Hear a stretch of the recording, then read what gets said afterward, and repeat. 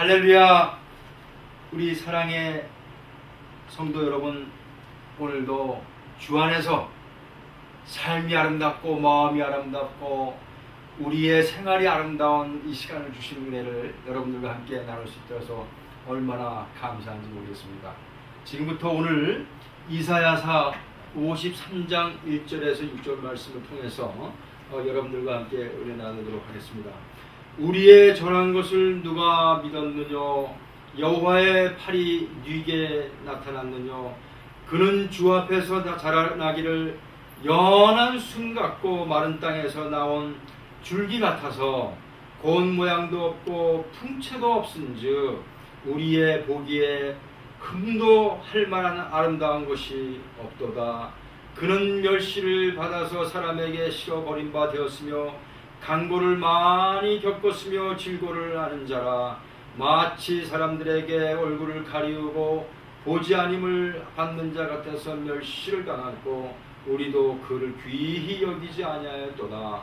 그는 실로 우리의 질고를 지고 우리의 슬픔을 당하였거늘 우리는 생각하기를 그는 징벌을 받아서 하나님에게 맞으며 고난을 당한다 하였노라.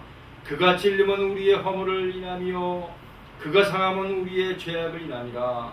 그가 징계를 받음으로 우리가 평화를 누리고 그가 채찍에 맞음으로 우리가 나음을 입었도다. 우리는 다 양같아서 그릇 행하여 각기 제 길로 갔거늘 여호와께서는 우리의 무리의 죄악을 그에게 담당시키셨도다. 아멘. 우리 사랑하는 성도 여러분, 제가 신앙생활하면서 가장 그 머릿속에 떠오르는 우리는 다 양같아서 그릇 행하여 각기 제 길로 갔거늘 여호와께서는 우리 무리의 죄악을 그에게 담당시켰었도다. 제가 얼마나 이 마지막 6절에 항상 은혜를 많이 받고자 합니다. 우리 사랑하는 성도 여러분, 오늘 제가 처음에 인사했듯이 마음이 아름답고 우리 행실이 아름답고 그러다 보면은 삶이 아름다워지는 그 이사야 말씀을 가지고 우리가 제가 한국에 다녀온 지가 꽤 좀 오래전에 왔다 갔다 하지만은 지금 한국이나 미국에서나 어디서나 우리가 사실 그 내모보다는 외모에 지나친 관심이 가는다. 요즘에 그 한국에 갔다 온 사람들도 많이 그렇게 얘기를 들었지만은 우리 교회에서도 많은 성도님들 이렇게 보시면은 한국에 갔다 오신 분들하고 제가 한국에 가서 보니까는 남녀를 막론하고 모두들이 너무 날씬하고 이쁘고 얼굴이 다 이뻐요. 이제는 심지어는 여자뿐만 아니고 남자들도 얼마나 이렇게 이쁜지. 과거에는 그 남자는 남자답다 그 얘기를 해야지 참 칭찬이 되고 하는 것이고 여자한테는 여자답다 라고 이렇게 했었는데 요즘의 세상은 보니까 얼마나 제가 한국 나와가지고 그 역삼동 영동 쪽으로 쭉 가면 뭐 너무너무나 발전이 되고 제가 있을 때하고 틀려서 보니까는 어쩌면 그렇게 얼굴이 이쁘고 다 비슷비슷한 것 같아요. 너무 비슷하고 그냥 그렇게 남자도 그렇고 참 그 여러 가지 그 길거리도 너무너무 단장이 되고 그래서 제가 이렇게 참 그 구별하기가 어려울 정도로 참 그런 것을 그 모습을 봤습니다. 요즘에 한국 사람들은 외모를 가꾸는데 전심전력을 기울이는 것처럼 보입니다. 사실 성형외과에서는 배우처럼 누구처럼 미국에서는 한류 스타들처럼 해서 만들어달라는 그 환자가 아니고 고객들로 넘친다고 합니다. 제가 중학교 동창 친구가 하나 있는데 그 친구가 제가 그 김영민이라고 중학교 동창 친구가 우연히 이제 미국에서 만났는데 사실 그 친구가 그 전공이 그 다른 과였는데 성형외과로 이렇게 그걸 아마 공부를 해서 또 했나 봐요. 근데 이 친구가 저랑 운동을 같이 하면서 얘기 들어보니까는 지금 한국뿐만 아니고 미국도 중국도 전 세계적으로 그 성형외과 앞에는 그냥 손님들이 문전성시라고 하는 그래서 우리 인류학자 중에서 마가렛 미드라는 교수가 그 교수 생활을 마감하면서 행한 마지막 강연에서 인류의 미래와 관련해서 가장 큰 걱정은 세계가 점점 더 개성을 잃어버리고 동일한 세계가 되어가는, 동질적으로 되어가는 것이라고 말했다고 합니다. 이렇게 되면 종국에는 마지막에는 인간의 상상력이 단 하나의 지적과 그 정신적 모델에 사로잡히게 될 터인데, 그녀는 그렇게 되는 것이 두렵다. 사실 물론 마가렛 미드가 걱정한 것은 우리가 남자나 여자나 성형수술을 통해서 만들어지는 그러한 개성 없는 얼굴은 아니었지만 인간의 미적 상상력이 단 하나의 모델에 사로잡히는 것도 분명한 문제라고 지적했다고 합니다. 사랑하는 성도 여러분, 이보다 우리에게 더 심각한 문제는 외적인 미를, 외적인 아름다움을 너무 지나치게 사회적으로 유행에 따르고 민감하게 번지는 그런 풍조가 자체이라는 얘기는, 그게 다시 자체적으로 문제가 됩니다.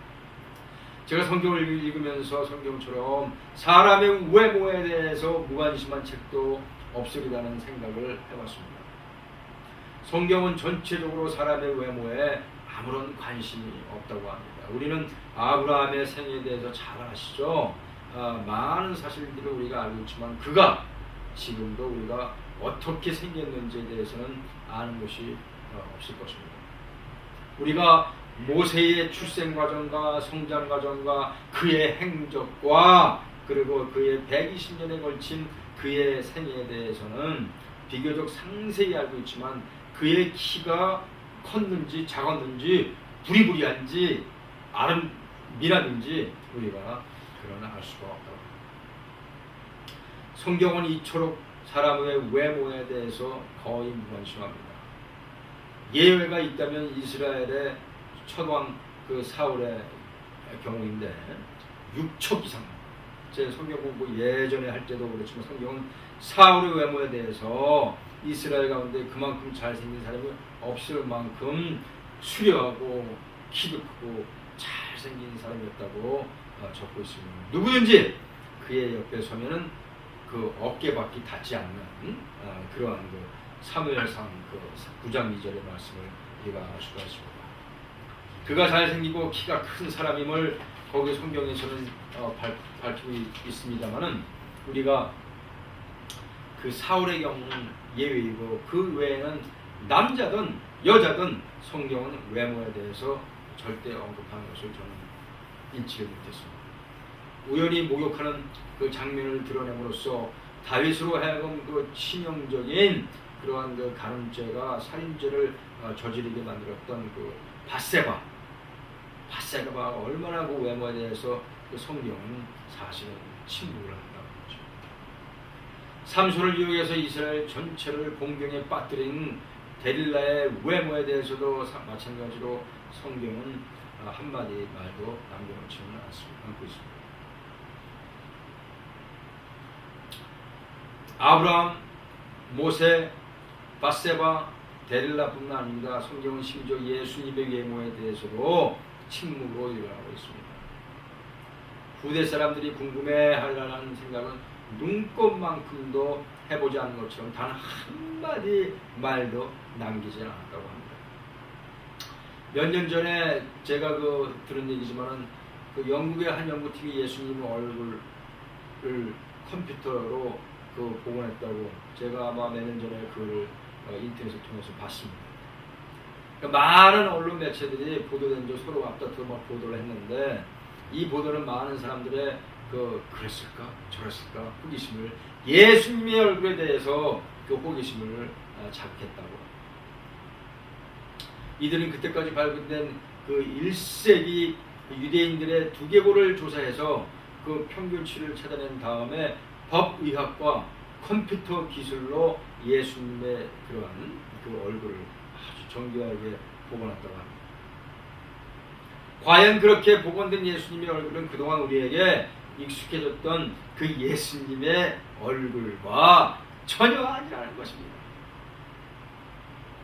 우뚝 선 콧날과 뾰족하고 갸름한 그 턱선에 깊은 눈을 가진 얼굴이 아니라 뭉툭하고 펑퍼짐한 콧날에 검은 수염으로 뒤덮이고 울퉁불퉁하게 생겨서 바지로 해도 미남이라고 부를 수 없는 그런 얼굴이었다고 합니다. 심지어는 아프리카 사람들은 예수님이 그 자기 나라 사람이다 해가지고 흑인으로 묘사합니다.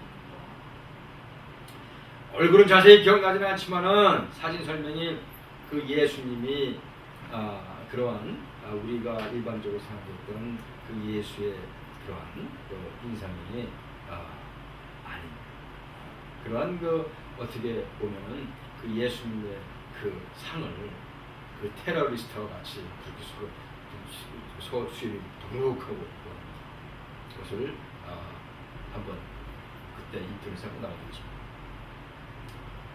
여기서 그 예수님을 거기서 그 합성해서 만든 것처럼 우리가 정말 그 예수님의 그 형상은 우리의 마음을 항상 주장하시고 아름답게 인도하시고 그리고 행복하게 만드시는 그런 인상이라고 우리가 상상할 수가 있습니다. 여기서 예쁘다, 아름답다, 우리 예수님께서의 그 정의를 우리가 주셨습니다. 왜 성경은 사람의 외모에 대해서 관심이 없을까요? 왜? 두 가지 정도의 이유를 생각해 볼 수 있습니다. 첫째로 아브라함이나 모세에 대한 성경의 기록은 그들이 죽은 지 오랜 세월이 지나서야 다음에 이루어졌습니다. 따라서 그들의 외모를 기억하는 사람이 모두 죽고 없어졌기 때문이라고 생각해 볼 수가 있겠죠. 예수님의 경우에는 예수께서 죽고 부활하시고 약 50년의 세월이 지난 후에 그 첫 복음서가 기록되었으므로 꼭 예수님의 외모를 기억하는 사람이 혹시 있을 수도 있다. 하지만 옛날 사람들의 평균 수명을 고려해 보면은 그 가능성은 그리 높지 않다고 생각합니다. 둘째로 성경은 본래부터 요즘 세상과는 아주 다르게 그 사람의 외모에 전혀 관심이 없을 수도 있다고 합니다. 왜 그랬는지 모르지만 성경이 사람의 외모에 대해서 거의 언급하지 않는다는 사실을 보아서 거꾸로 우리가 거꾸로 영을 추측할 수도 있다고 합니다. 여기서 우리의 그 예쁘다, 아름답다, 그 성경에서는 어떻게 해석하는지, 여기서 예쁜 사람이 다 아름답지는 않고 마찬가지로 아름다운 사람이 다 예쁘지도 않다. 여기서 아름답다, 예쁘다 라는 말은 전적으로 외모에 대한 그런 말이지만 사실은 아름답다는 말은 눈에 보이는 그 외모와 무관하지는 않더라도 그보다는 내면에서 풍겨나오는 그러한 그 이미지, 내모에서 솟아나는 그 아름다운 그러한 그 맛과 멋이 있다는 여기서 예쁘다, 예쁨은 단순히 우리가 시각적인 이미지만 아름다움은 여기서 시각적인 그 이미지에 그치죠.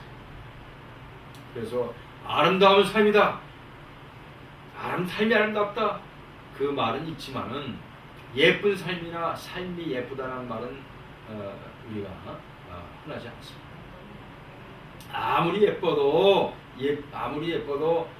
그 예쁨이 우리에게 감동을 주지 못합니다. 반면 아름다움은 사람에게 감동을 줄 수 있다는 사실입니다. 예쁨과 아름다움의 결정적인 차이는 감동을 주느냐 못 주느냐에 말할 수 있다고 합니다. 아름다운 삶이나 삶이 아름답다는 말은 가능하다고 하지만 그렇다면 어떤 삶이 아름답다는 삶일까요? 우리는 어떤 삶을 가리켜서 정말로 아름답고 그 감동을 받을 수 있을까요? 저는 이에 대해서 두 가지를 말씀드립니다.